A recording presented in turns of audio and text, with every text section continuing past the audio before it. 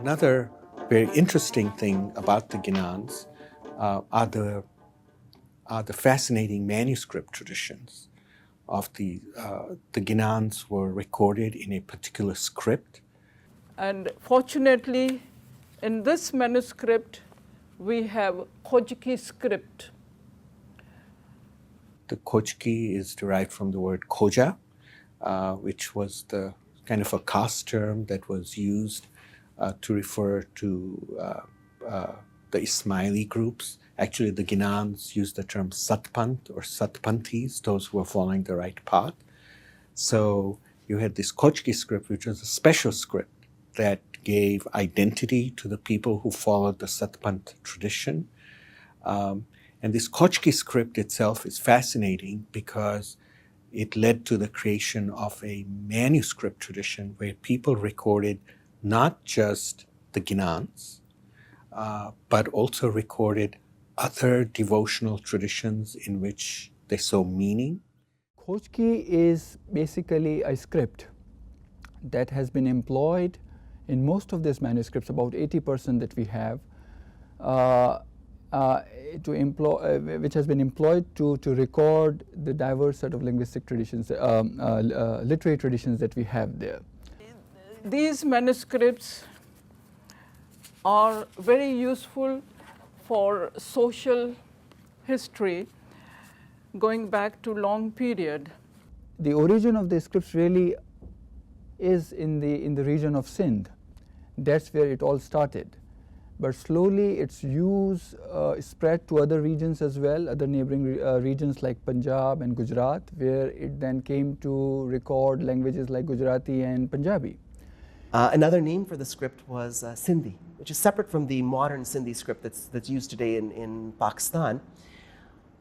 And in the early days, the classes that students attended, the religion classes, which in modern day is often known as Baitul Ilm, or the House of Knowledge, in those days people often used to refer to it simply as Sindhi school, the school in which students went and they learned things that were written in the Sindhi script or the Khojki script.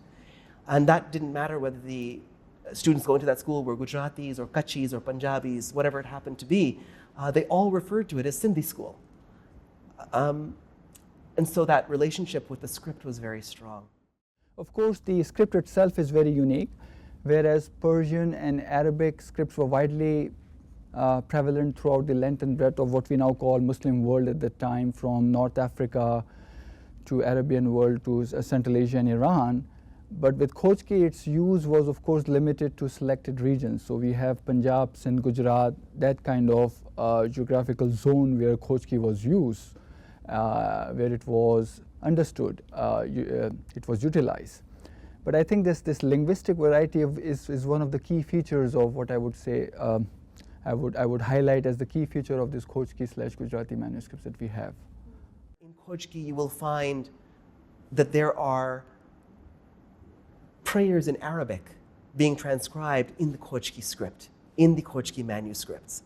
So you will see Persian, Arabic, Punjabi, Seraiki, Gujarati, Kutchi, Sindhi, all of these languages recorded in the Khojki script. It's quite unique for a script to be able to record so many languages.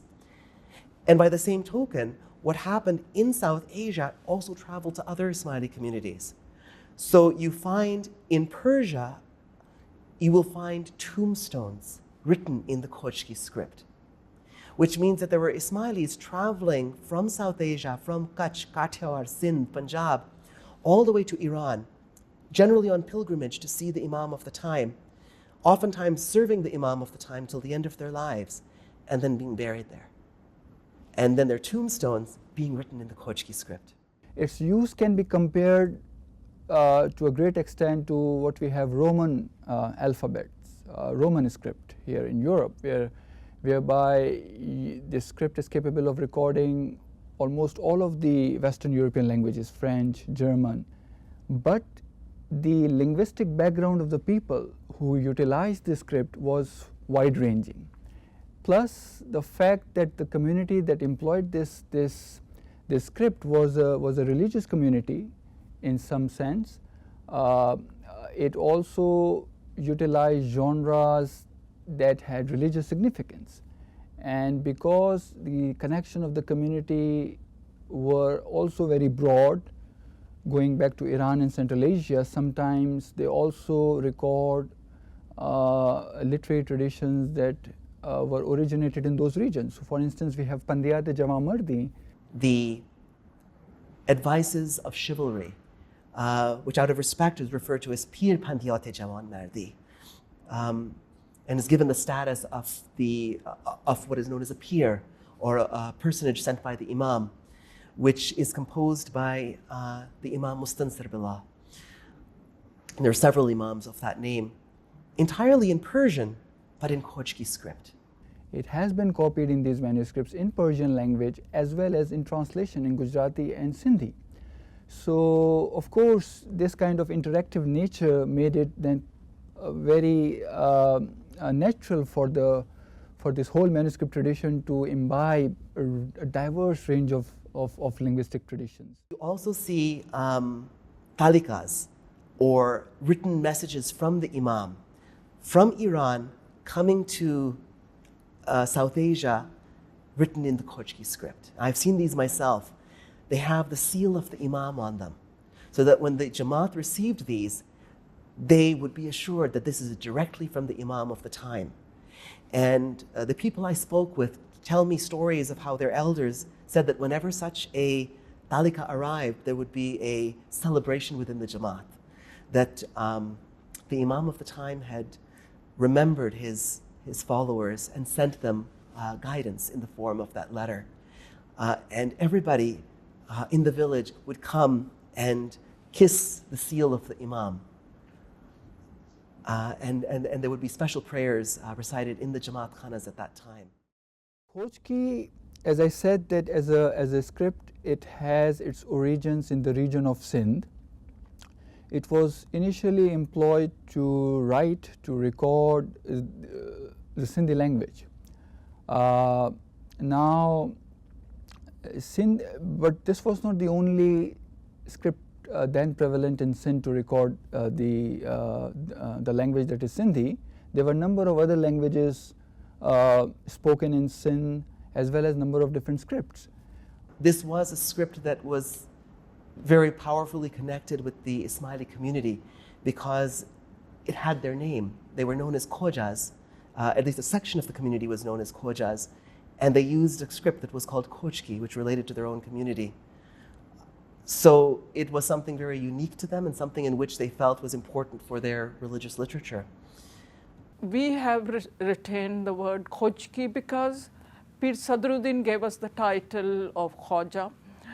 And this script is among the various scripts of Sindhi language. When the British were in the subcontinent, they did survey of all the existing scripts of India, and they found more than 360 scripts. And from that, they placed Khojki as part of a Sindhi language. Now, at that time, when the Khojki was being written in manuscripts, say 18th century, there was Vanko, that is Vanya, people who were writing in Vanki, people living in Sakhar, they were writing in their script, Sakhari. So when the British thought that there are so many Sindhi scripts, so out of all that, they decided that it should be written in Perso-Arabic style, not in the Khojki style. You understand? So the Khojki survived only within the community. And that script is, a real heritage of the Khoja community. Not necessarily only Khojas, but I think even Gujarat had quite a lot of, Kutch had a lot of influence of the Khojki script. Some scholars try to make connection of Khojki with what is usually called Landhaur clipped scripts, which were used by business communities in the regions of Punjab and Sindh, mostly by Hindu communities, the Luhanas and Bhatiyas. And because of its nature, because it was used mainly for mercantile purpose, business purpose, it was a shorthand script. It did not have very elaborate vowel system or other kind of elements of script that usually would allow people to really record number of different literary traditions. And you actually have to record how it's written in the Khojki alphabet, because as I mentioned before, the Khojki alphabet itself varies.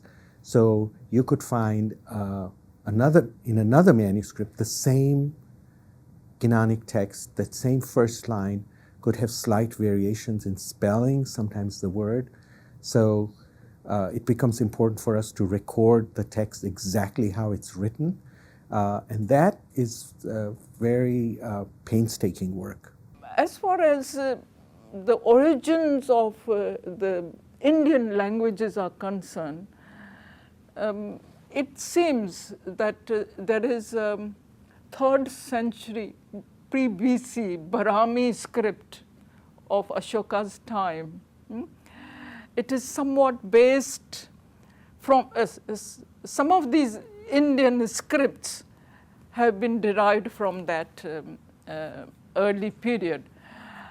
And Khojki script became very sort of important for commercial reasons. So there were various communities who were using it as a short form of indicating this is this and this is that.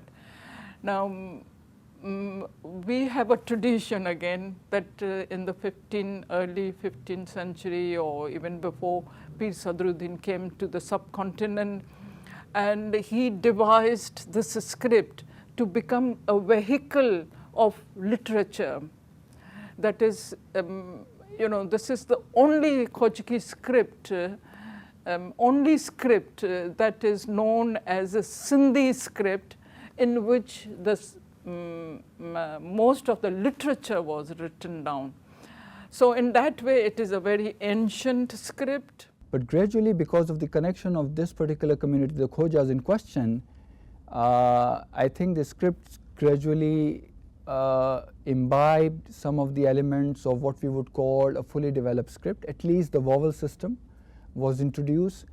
So from what used to be merely a shorthand script, doing some kind of quick notes of mainly business transactions and things like that, it really evolved into a fully fledged, what we would call a vehicle for literary expression. The Khojki script was a script that was not standardized until the early 20th century. And there were different versions of this script. As a result, when you're reading the manuscripts from different parts of India, you see their variants in the characters, in the alphabet itself. So sometimes when you're reading the manuscripts, you have to figure out, okay, this letter, what sound is it representing? Because it may not appear in other manuscripts. So it may be a letter that is specific to a particular region or a particular locality. And that adds to the linguistic complications. Because it never continued, it was stopped sometime in the early 20th century in Gujarat, and then of course it continued for a while in Sindh, but then again it stopped, and there were other options available. It never incorporated or developed a fully developed vowel system. So sometimes we see that to represent specifically Arabic sounds, because a number of Arabic texts were also copied, like prayers, they needed to come up with some complex dot system to represent specific sounds. So I think these kinds of things continued over time. But then, because the use was completely stopped in the 20th century, as I said, it never continued. It never continued to develop that kind of vowel system, punctuation system. But really, I think, even given those facts, what is fascinating about this script is that a business-minded community, what is usually postulated as a completely commercial-minded community, it cultivated a very vibrant literary tradition within its rank. And I think that again also goes against the grain of what is widely prevalent notion of Khoja uthao boja, that the people were really not very affluent, they lived in deplorable condition, they were either business class people or they lived in a very deplorable condition. Between these two extremes, what we find is a very learned class of people, at least, because the sheer number of manuscripts is really staggering. We have somewhere in the range of 800 manuscripts in our collection. And knowing that the climatic conditions in South Asia were not very good, we know that quite a significant number really got lost. So we can imagine that we are not just talking about few hundred manuscripts, we are talking about a really staggering number of manuscripts that were available at that time.